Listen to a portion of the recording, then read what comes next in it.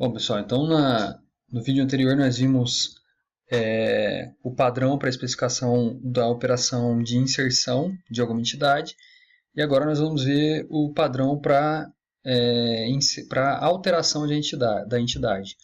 Mais uma vez, existe um exemplo aqui do subfluxo alterar a entidade, mas nós não vamos usar exatamente esse subfluxo, tá? A gente vai vai descrever a operação de alteração da entidade através de um requisito funcional de sistema.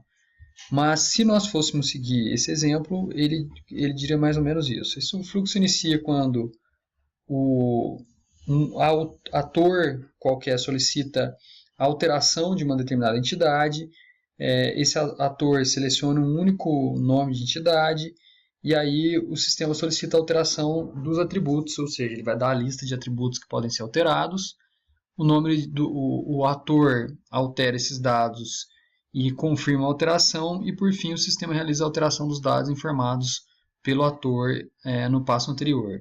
E o sistema então exibe uma mensagem informando que a alteração da entidade foi efetivada com sucesso. Nós vamos fazer isso da seguinte maneira, como eu falei, utilizando o requisito funcional de sistema.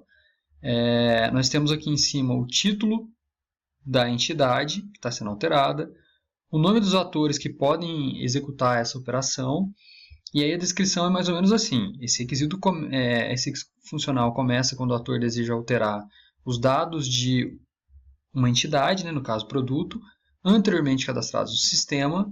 Primeiramente, devem ser listados os produtos através do requisito funcional 51, então aqui eu estou garantindo a rastreabilidade desse requisito para outro requisito, e ao escolher um dos listados será obtida a visualização de seus dados através do requisito tal. Mais uma vez estou garantindo a rastreabilidade.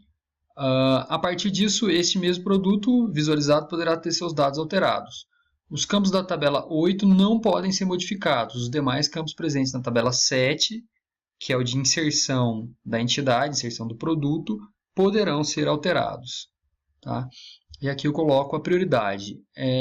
Muita gente funde esses dois requisitos, que é o requisito de listagem com o requisito de visualização. Deixa tudo dentro do requisito funcional de consulta. Tá? No caso, eu vou mostrar aqui para vocês os requisitos de listagem. Então, a listagem ela é proveniente da consulta da entidade. Então, aqui eu estou falando a respeito da listagem dos produtos. Então, eu tenho, conforme no exemplo anterior, os atores que podem executar a listagem. E aqui eu digo, os produtos poderão ser listados através desse requisito. Para isso, o usuário deverá preencher os filtros presentes na tabela 50. Então, esse aqui é o filtro. Tá? Todos os tipos de produtos cadastrados no requisito tal. Então, aqui eu tenho a rastreabilidade novamente para uma outra entidade, além da opção todos os tipos. Caso seja escolhida uma opção específica do tipo, serão exibidos todos os produtos dessa categoria agrupados. Então, os produtos serão agrupados em ordem alfabética, conforme a tabela 51. Então, aqui eu tenho o tipo de produto e os produtos pertencentes a esse tipo, sendo que esses produtos, o nome deles vai ter um link e esse campo vai ser um hiperlink para a funcionalidade visualizar produto. Caso seja escolhida a opção todos os tipos de produtos, serão exibidos todos os tipos agrupados em ordem alfabética pelos tipos de produto, tá? E também agrupados em ordem alfabética pelo nome do produto. Então, os tipos de produtos vão estar agrupados por ordem alfabética e aqui dentro, por ordem alfabética, os produtos. E cada produto vai ser um hiperlink para visualização do produto. Então, percebam que aqui eu coloquei dois agrupamentos, na verdade, agrupamento do produto e agrupamento por tipo de produto. E aqui, por fim, está a operação de visualização do produto. Não é obrigatório vocês separarem a listagem e a visualização da consulta. Eu até recomendo que vocês fundam pelo menos a consulta e a visualização da consulta num único requisito, ao invés de deixá-los em dois. A única coisa que vocês têm que ter em mente para decidir se vocês vão fundir ou não esses requisitos é na hora da contagem da estimativa. Quando você vai contar o número de operações, por exemplo, o número de transações do requisito, dependendo da técnica que você estiver utilizando para a estimativa, é importante você contar de maneira adequada. Ou seja, se esse requisito de visualização e de listagem estiverem fundidos só na consulta, vocês têm que prestar atenção para contar as operações ou as transações referentes à listagem, referentes à visualização dessa entidade, ok?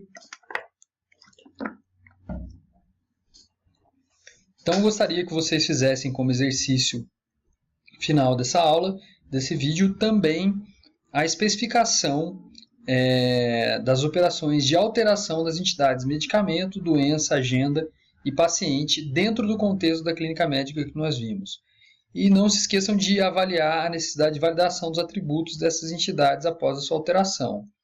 Ok? Lembrem-se também que, caso as entidades, os atributos, aliás, das entidades que podem ser alterados sejam os mesmos atributos da inclusão, você só precisa referenciar, você não precisa criar uma nova tabela, porque isso aí vai inflar muito o documento e vai ficar desnecessário.